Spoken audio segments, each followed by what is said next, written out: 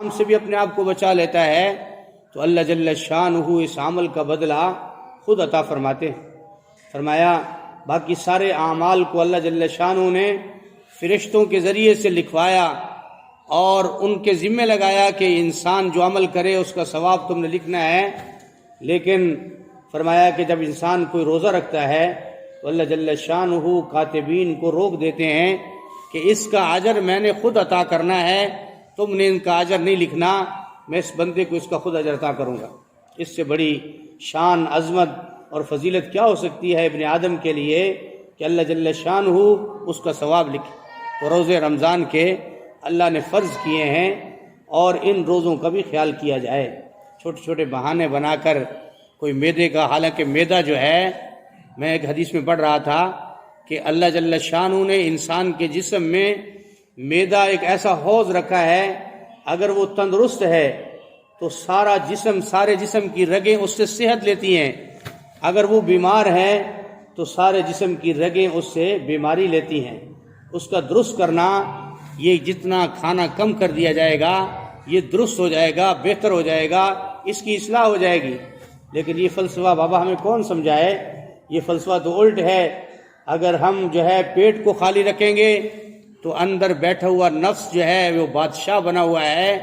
جو سارے کے سارے احکامات صادر کرتا ہے اور مصنوعی خدا بنا بیٹھا ہے، وہ تو ناراض ہو جائے گا کہ آج جو ہے سحری میں، افطاری میں فلاں فروٹ کھانا تھا وہ نہیں کھایا، فلاں چیز کھانی تھی نہیں کھائی، فلاں کھانی تھی، پتہ نہیں کتنے خیالات تھے دل کے اندر،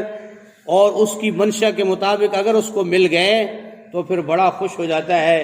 اگر اس کی منشا کے مطابق نہیں ملتے تو پھر اندر ہی منہ بناتا ہے۔ لیکن یہ کوئی انسان ہوتا ہے جو اس کے مکر و فریب کو سمجھ کر اور اس کی شیطنت کو، اس کی سازشوں کو یعنی بھانپ سکے، یہ وہ لوگ ہوتے ہیں جو اللہ والے ہوتے ہیں، اللہ والوں کے قریب بیٹھتے ہیں۔ نفس کی عیاریاں، مکاریاں اور اس کی چلاکیاں فرمایا اس کو سمجھتے ہیں، لیکن یہ سمجھنے کے لیے فرمایا کہ اس کی جو ہے چال بازیوں کو سمجھنا ہو، تو فرمایا کہ جس وقت بھی تھوڑی سی اس کی خلاف ورزی ہو جائے تو پھر وہ نالاں ہو جاتا ہے اور آدمی کو جو ہے فرمایا کسی اور معاملے پر ابھارتا ہے۔ تو فرمایا کہ یہ انسان جو ہے ان سازشوں کو سمجھے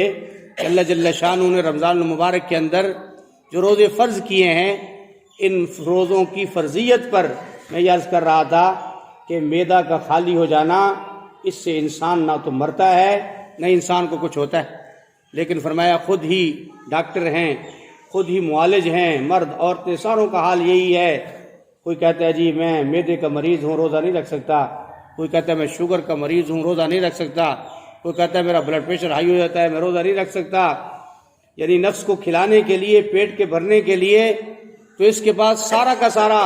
داؤ پیج ہے، لیکن بھوکا رکھنے کے لیے اس کو کچھ نہیں۔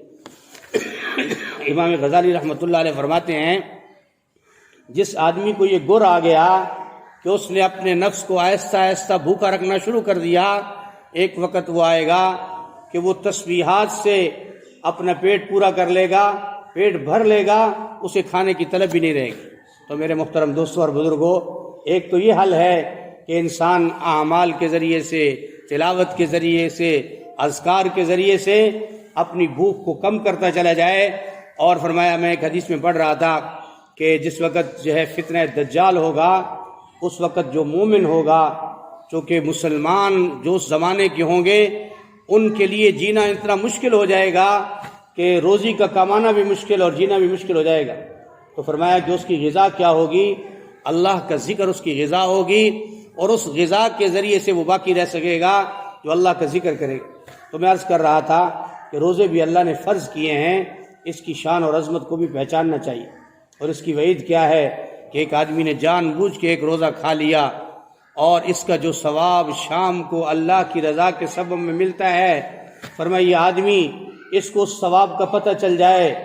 اور جتنی باقی اس کی عمر ہو ساری عمر روزے رکھتا رہ جائے، ساری عمر اللہ کو راضی کرنے میں لگ جائے، جو اس فرض روزے کا ثواب اور اجر اللہ جل شانہ شام کو اس کو عطا فرماتے ہیں، یہ اس کو نہیں پا سکتا۔ اس لیے کہ اللہ کا وہ حکم جو اس وقت موجود، اس کو جو اس پر عمل کرنے پر جو اجر و ثواب ملنا تھا، وہ فرمایا کہ اس سے محروم ہو گیا۔ اس لیے میرے محترم دوستوں اور بزرگوں، اللہ کے حکم کی اہمیت یہ ہے جس وقت کا جو حکم ہو اس کو اس وقت پہ پورا کیا جائے۔ تو اللہ کا حکم جو ہے روزہ بھی ہے اور اس کے ساتھ ساتھ زکوٰۃ بھی ہے، اور زکوٰۃ بھی سال میں ایک دفعہ اپنے مال پہ دینا ضروری ہے۔ آج کل ہم اکثر مسلمان اس سے ایک تو غافل ہیں، نہ خواتین کو پتہ ہے، اگر پتہ ہے تو فرمایا کہ ہم جو ہے جان بوجھ کر بھولے بن جاتے ہیں۔ مرد کہتا ہے عورت کی ملکیت ہے، عورت کہتا ہے مرد کی ہے، اس پر جو ہے نفس نے، شیطان نے کہہ دیا بھائی ٹھیک ہے گزارا چل جائے گا۔ فرمایا کہ 52 تولے چاندی جس کے گھر میں ہے اس پر زکوٰۃ ہے، 7 تولے سونا جس کے پاس ہے 7.5 تولے اس پر ہے، لیکن اگر دونوں میں سے یعنی دونوں اپنے نصاب کو نہیں پہنچ رہے تو پھر چاندی کا نصاب بنایا جائے۔ اگر 1 تولہ سونا آج کل ہو تو چاندی کا نصاب تو بہتر بطریق اولا پورا ہو جاتا ہے۔ اگر اس کے ساتھ کچھ پیسے ہیں جس پہ سال گزر گیا 10,000 ہے 5,000 ہے تو میرے محترم دوست اس پر مال کی زکوٰۃ نکالنا یہ جو ہے فرمایا فرض ہے۔ جیسے نماز فرض ہے، روزہ فرض ہے، حج فرض ہے، زکوٰۃ فرض ہے، فرمایا اس لیے کہ زکوٰۃ بھی اللہ نے فرض کی ہے، تو اس عمل کو بھی فرمایا اس کے ساتھ سستی نہ برتی جائے، اس عمل کو بھی کیا جائے۔ اپنے گھر میں مرد حاکم ہوتا ہے، اس کا کام ہے کہ فرمایا کہ وہ اس بات کو دیکھے کہ میرے اوپر یہ عمل فرض ثابت ہے یا نہیں ہے، اگر نہیں ہے تو پھر تو اس کی جان چھوٹی، اگر ہے تو فرمایا کہ پھر اس عمل کو بھی پورا کرے، تاکہ اگر 1 تولہ یا 1.5 تولہ آج کل تو ہر گھر کے اندر موجود ہے اور تھوڑی بہت رقم بھی موجود ہوتی ہے، تو میرے محترم دوستوں اور بزرگوں اس کا نصاب بنائے۔ 2.5% زکوٰۃ جو ہے اللہ نے اس پر فرض کی ہے، اس کو بھی جو ہے ہمارے پورا کرے۔ حدیث میں آتا ہے کہ مسلمان جب تک زکوٰۃ کو ادا کرتا رہے گا معاشرے اور سوسائٹی میں کوئی غریب نہیں رہے گا۔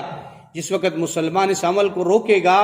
پھر اس عمل کے روکنے کی جو وبائیں ہیں، جو عذاب ہیں، جو اللہ کی طرف سے امتحانات ہیں وہ سخت ترین ہوتے چلے جائیں گے۔ فرمایا دنیا میں بھی اس کے مال میں بڑھوتری نہیں ہوگی، دنیا میں بھی اس کا مال ضائع ہو جائے گا، اور آخرت میں تو پھر اس کے لیے سزا بڑی سخت۔ حدیث میں آتا ہے جس آدمی نے 10 سال 20 سال 50 سال زندگی گزاری، مرد ہے یا عورت ہے، پر میں اپنے مال کی زکوٰۃ نہیں دی، وہ سارا کا سارا مال اس کی نظر میں تو ادھر ادھر ہو گیا، لیکن اللہ کے ہاں وہ جمع ہے۔ اللہ کے ہاں میدان معاشر میں ساری دنیا کے سامنے یہ انسان کھڑا ہے۔ ایک حدیث میں تو یہ آتا ہے کہ اس کی چھوٹی چھوٹی